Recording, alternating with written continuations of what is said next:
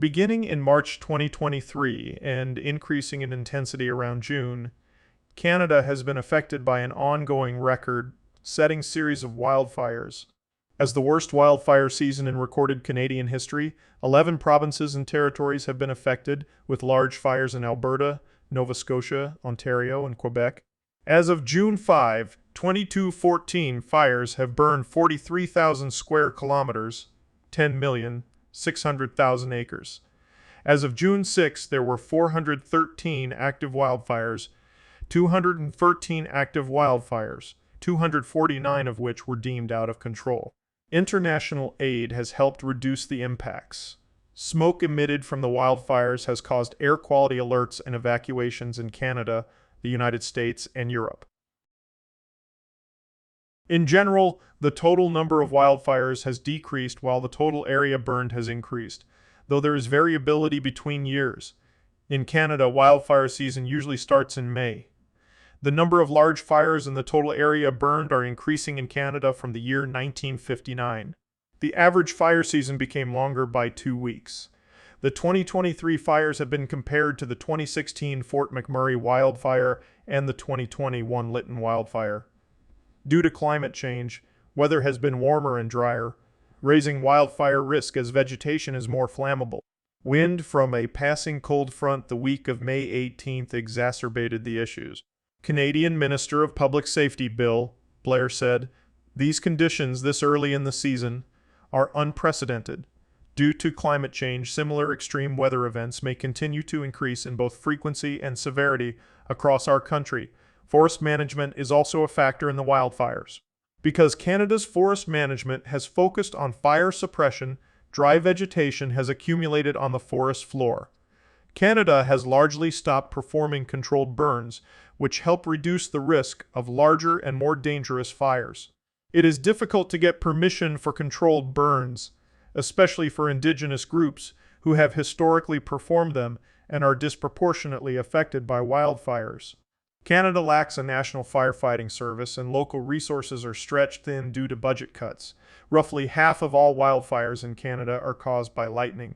Due to climate change, lightning strikes and lightning-caused fires are happening more frequently. Lightning-caused fires account for about 85% of land burned.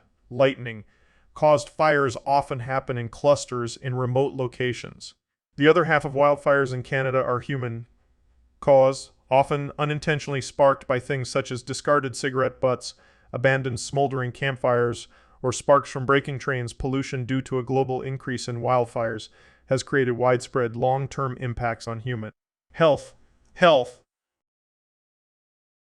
False claims about the origins of Canada's wildfires got millions of views online. Adrienne Arsenault, host of the CBC News show The National, spoke with reporter Justin Ling and meteorologist Johanna Wagstaff, who discussed misinformation about controlled burns and misinformation about why so many fires started all at once in Quebec. Arsenault asked Wagstaff, "People are taking that as evidence that all these fires were set by arsonists. What is the actual story here?" Wagstaff explained, "A cold front comes through and sparks new hotspots. Because the lightning comes with rain, they're smoldering. And the fuel could be so dry in this part of the country that they're able to hunker down until about 18 hours later when you get that strong daytime heating. The sun shines. Those fuels dry out, and they all hit that critical threshold at the same time, and they take off." As of May, Alberta was the province most impacted by wildfires. In Alberta, the causes of fires are generally unknown. On May 6, the province of Alberta declared a provincial state of emergency. By May 7, 108 active fires were burning in the province. The provincial state of emergency ended on June 3. As of June 7, the province said there had been 591 reported wildfires in the province since March. Multiple settlements were placed under evacuation orders, resulting in over 29,000 Albertans being evacuated by May 7. On May 11, at least 300 members of the Canadian Armed Forces were sent to different parts of Alberta to help. Evacuation orders were issued for multiple communities throughout the province. On April 29, Mandatory evacuation orders were issued for the towns of Evansburg and Entwistle due to two wildfires in their vicinity.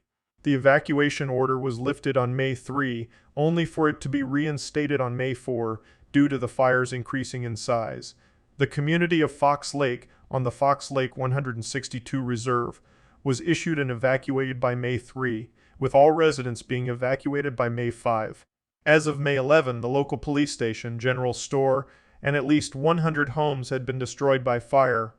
The town of Drayton Valley, approximately 133 km 80, 3 km 80, 3 mi southwest of Edmonton, was issued an evacuation order on May 4. The local fire department reported that one structure had been lost. On May 5, the hamlet of Nordegg and the Bighorn 144 Reserve were issued an evacuation order due to nearby wildfires. Also on May 5, evacuation orders were issued for the town of Edson due to multiple nearby wildfires. On May 6, the town of Fox Creek and the hamlet of Little Smoky were issued an evacuation order. On May 13, the community of Château issued an evacuation order due to the Long Lake Fire, HF 36, making a 25-kilometer run towards the community. On May 14, the community of Chipewyan Lake was issued an evacuation order due to an out-of-control wildfire starting north of the community. Residents of Rainbow Lake were allowed to return on June 2. More than 3,000 Albertans remained under evacuation orders as of June 8. On June 9, residents of Edson and Yellowhead County were asked to evacuate. On May 9, the government of Yukon sent 21 firefighters to assist crews in Alberta. The team returned to Yukon on May 24. Another 21-person team returned to Alberta on May 31. British Columbia saw an unusual lack of rain in May and early June, leading to increased wildfire conditions in the province. In British Columbia, about 60% of wildfires are caused by lightning, while the remainder are due to human activity. In a study of British Columbia's 2017 fire season, researchers found that human-caused climate change had a strong influence on the amount of area burned. The province saw multiple wildfires in early June in or near Peachland and on Vancouver Island near both Port Alberni and Seward. As of June 2, there were 54 active fires in the region. Officials estimated about half of the province's wildfires were caused by human action. In northeastern British Columbia, the Donnie Creek wildfire became the second single largest wildfire in the province's history, behind the 2017 Plateau Fire. By late afternoon on June 5, the fire was burning over an area of 56.5 square kilometers, 1025.7 sq. In early May, some British Columbia residents evacuated their homes due to out-of-control wildfires there. Around May 22, residents were evacuated from near Tinzaika Lake, about 600 kilometers 370 mi north of Vancouver. In early June, officials recommended that British Columbians be prepared to evacuate if need be. On June 7, the community of One Island Lake was evacuated. On June 8, the community of Tumbler Ridge was evacuated. The province planned to put campfire bans in place on June 8 to stay in effect until October. International fire crews also came to British Columbia from 5 countries. Natural Resources Canada, with its Fire Weather Index, also tracked the wildfires and issued warnings. As of June 6, there had been 70 fires in Manitoba, which was actually below the province's average wildfires for that point in the season. Compared to past years, human-caused fires were less frequent, with lightning causing the majority of the fires. As of May 27, there were 6 active wildfires in the province, including a fire near Cross Lake First Nation and Pimishikamak Cree Nation. On June 2, Manitoba only had 3 wildfires active in the province. However, lightning over June 3 and 4 raised the total fire count to 12 by June 5 and to 14 by June 6. Of those 14, 4 were considered out of control. On June 6, officials were focused on monitoring and containing fires near Little Grand Rapids, Poingasi First Nation, and St. Teresa Point First Nation. Approximately 7,000 members of the Pimicikamak Cree Nation were evacuated on May 24. Most residents were able to return by May 26. Travel restrictions were placed in southeastern Manitoba on May 27.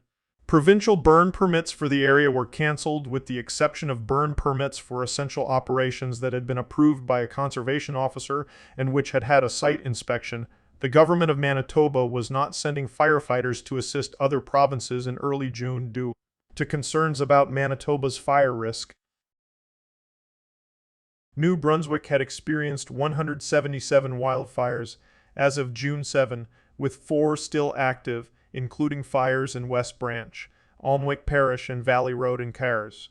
A fire near St. Andrews, which had started on May 28, was brought under control on June 5. Newfoundland and Labrador saw 34 wildfires before May 1, far outpacing the 2022 season, which saw only 2 fires in that same period.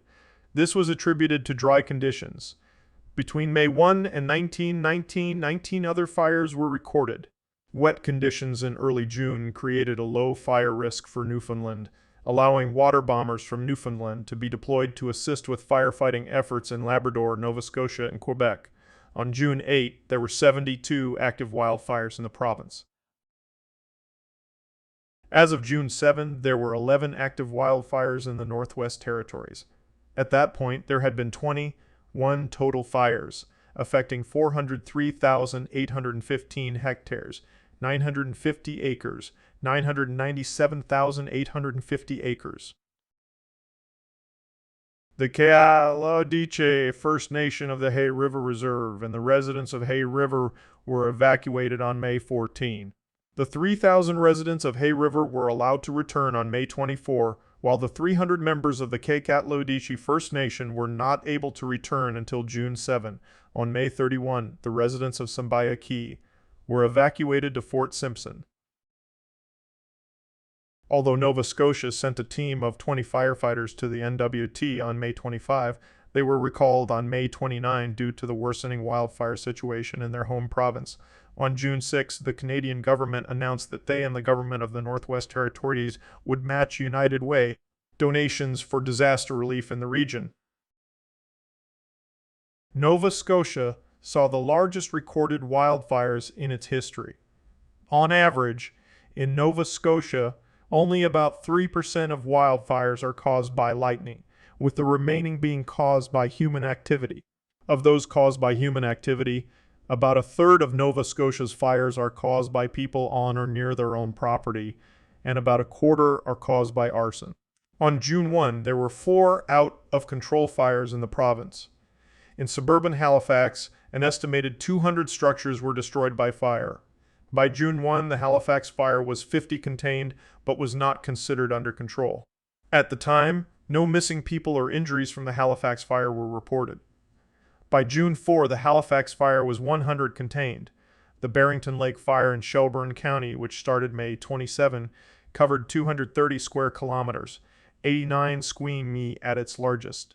On June 7, officials announced it was successfully contained. As of June 7, the fire had destroyed 60 residences and 150 other structures. In late May, the communities of Hammonds Plains, Pakwak, and Upper Tantallon were put under evacuation orders. 16,000 residents were evacuated from Halifax. The Halifax Regional Municipality opened several centers for evacuees. On June 2, some residents were permitted to briefly return to their homes to survey damage. However, due to other safety risks, no evacuees were allowed to return permanently. This was a source of frustration for evacuees, along with what some residents deemed to be communication failures. From the provincial government, residents near Shelburne were evacuated on May 31. The total number of evacuees from Shelburne County numbered about 5,000. Several local farmers also evacuated their animals to the county's exhibition grounds. Nova Scotia provided free camping at several locations for people displaced by the fire in Shelburne. To prevent further fires, all open fires were banned province-wide on May 29. On May 30, hiking, camping, fishing, and the use of vehicles in the woods were banned in all forests in the province until June 25, or until conditions allow them to be lifted. The Halifax Regional Municipality also closed all heavily wooded city parks on May 31. All schools in Shelburne County and several schools in Halifax Regional Municipality were closed in response to the fires. In late May, New London, Prince Edward Island sent a team of 4 firefighters to assist. Crews in Nova Scotia. On May 29, Newfoundland and Labrador sent 2 water bombers to the province. In early June, a 6-person team from Alberta came to the province to assist in assessing fire damage to property and infrastructure. The provincial government issued an initial emergency payment of $500 to all evacuated households in the immediate aftermath of the fires. Additionally, the Canadian government established a donation matching program with the Nova Scotian government and the Canadian Red Cross to support those affected by the fires. On June 7, the provincial government announced it would give a one-time grant of $2,500 to registered farmers in Halifax and Shelburne County who had been under mandatory evacuation orders. Delays, possibly up to 3 years, in rebuilding houses are expected due to the province's construction backlog. Smoke from the fires caused air quality in Ottawa, Toronto, as well as most of southern Ontario on June 5-7 to hit the highest level on Environment Canada's Air Quality Health Index, the worst in the province of Ontario. Air quality also hit the highest level in Kingston and Belleville, Ontario. Quebec has been particularly hard hit during the 2023 wildfire season, with more frequent wildfires than in the past and fewer resources and experience with which to fight them. As of June 10, the province had reported 446 fires, compared to the average of 212 for the same date. On June 8, 137 fires were active in Quebec and 54 in Ontario. As of June 4, 14,000 residents had been evacuated from their homes in Quebec. On June 6, 7,500 residents were evacuated from Chibougamau, the largest town in northern Quebec. On June 7, the nearby Cree Nation of Mistassini was asked to evacuate, and the Cree Nation of Waswanipi began evacuating of their own accord. On June 6, Quebec's Public Security Ministry announced a large evacuation alert for the province, prompting towns such as Chapais to immediately evacuate citizens. The mayor of Lebel, sur Quevillon, where about 2,100 people, or the entire city's population, were forced from their homes, stated that the fires were as close as 10 km, 6.2 mi, from the city. Like other regions, Saskatchewan had a dry spring, leading to increased risk for wildfires. By May 25, the province had seen 187 fires. The 5-year average for that point in the season is 111. Firefighting crews struggled due to heavy smoke, which made it difficult both for crews to travel and to monitor the fires. Some communities, although not directly in the path of any fires, lost power due to fires in the region, particularly from May 14-17. On June 6, Quebec Premier François Legault announced that 200 French and American firefighters would travel to Quebec to help fight the wildfires, and that the province was in negotiations with Chile, Costa Rica, and Portugal to find more resources. On June 7, the Canadian Interagency Forest Fire Center said that 950 firefighters and other personnel had traveled from other countries, including Australia, New Zealand, South Africa, and the United States, to provide aid. On June 8, the European Commission announced they would be sending more than 280 firefighters from France, Spain, and Portugal. New York Governor Kathy Hochul announced the state would send 7 firefighters over the course of 2 weeks, per the request of Canada. Around 5,000 firefighters from many countries arrived in Canada as of 14 of June, and many more are expected to arrive from Chile and Costa Rica. According to Prime Minister Justin Trudeau, in terms of international firefighters, it's something that we count on during our fire seasons. But the same way our international friends and partners count on Canadian firefighters during their fire seasons, from Northern Hemisphere to Southern Hemisphere, from one region of the world to another, the fire seasons aren't always aligned, and that allows for a traveling of resources that is part of how we're going to make sure we're protecting communities all around the world. On May 15, 535 residents of Buffalo Narrows evacuated. Other evacuated communities included the Buffalo River Dene Nation, the English River First Nation, the Lac La Ronge Indian Band, and the Canoe Lake First Nation. By May 18, the Saskatchewan Public Safety Agency, SPPA, was supporting around 1,000 evacuees from affected regions of the province who were temporarily housed in Lloydminster, North Battleford, and Regina. Support provided included food, clothing, housing, and other required services. The number of evacuees at the time was higher than 1,000, as the SPSA was not supporting individuals who evacuated of their own accord or who made separate housing plans. Many residents in Deschambault Lake evacuated in mid-May. Evacuees from Ile, La Crosse, and Buffalo Narrows received assistance from the University of Regina. The provincial government put a fire ban in place on May 16. It was lifted on May 24 due to improving conditions. On May 19, the SPSA announced they would provide financial aid to residents impacted by fire. Related power outages, the government of Quebec sent 2 amphibious tankers to the province to assist with firefighting efforts. In mid-May, oil companies in Alberta, British Columbia, and Saskatchewan curbed production as a precautionary measure in parts of the provinces. This in turn drove up the price of oil. In May, the Minnesota Pollution Control Agency issued several alerts for poor air quality due to smoke from Alberta and Saskatchewan fires and ground-level ozone. Smoke from the Alberta wildfires led to air quality alerts in Colorado, Montana, Nebraska, North Dakota, South Dakota, Utah, Wisconsin, and Washington by May 2023.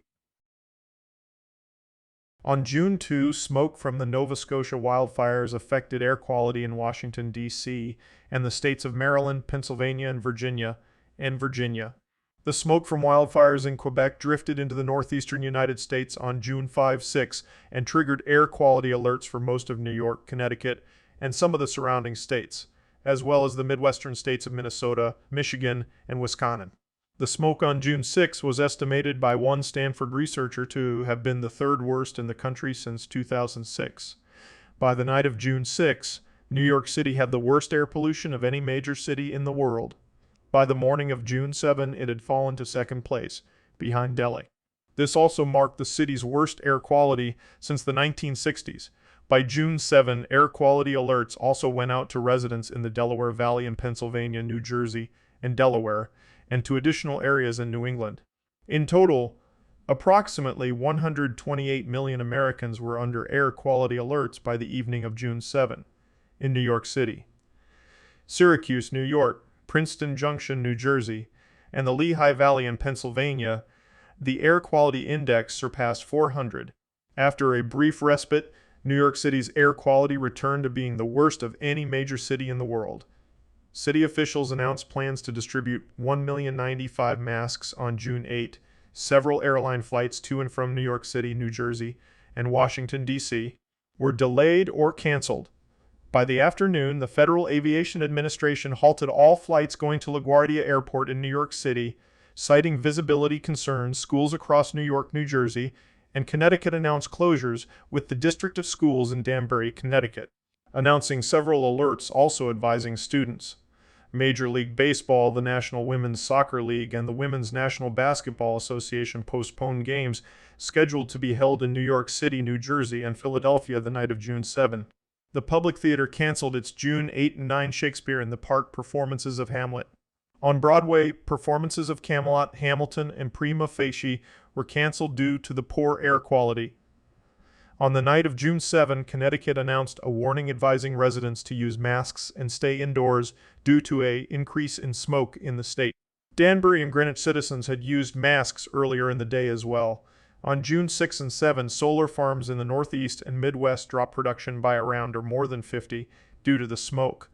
On the morning of June 8, air quality was worse throughout the area surrounding Pennsylvania, Washington, D.C., and Trenton, New Jersey. Philadelphia's air quality levels reached their worst levels since 1999. New York City climbed into the worst tier out of the United States Environmental Protection Agency's 6-tier air quality index, causing Governor Kathy Hochul to call it an emergency crisis.